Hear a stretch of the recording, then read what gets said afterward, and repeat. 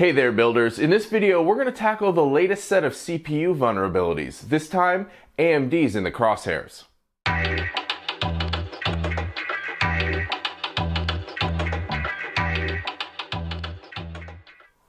Recently, a brand new security company came on the scene with a very controversial splash. They released a white paper that detailed 4 families of attacks on AMD's RYZEN and EPYC CPUs. Now, that may make you cringe and pause because you're thinking back to Meltdown Inspector. Meltdown Inspector affected hundreds of millions of different systems.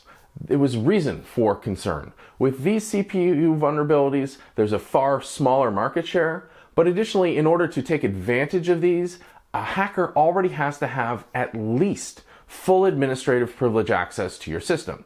Now that's not impossible. We see attackers and cyber criminals going for that all the time, but it raises the question, if you're already an administrator, if you can do whatever you want on the system, why would you leverage one of these rare CPU vulnerabilities? There are far more effective means of making money from your cyber crimes.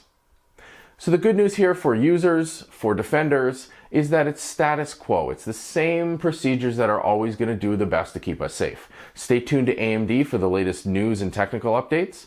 Contact your motherboard manufacturer to get the latest updates for your chipset drivers, and make sure your operating systems have automatic updates enabled. These are great hygiene steps that are going to protect you in this case, as well as almost any other cyber crime or cyber attack.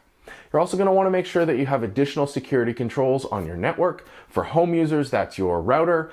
For corporate users, your IT security team is going to build up a strong network defense.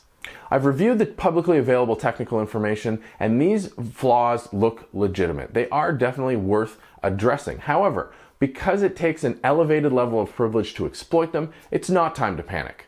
Double down on your normal security hygiene practices, and you'll be taking every reasonable step to protect yourself.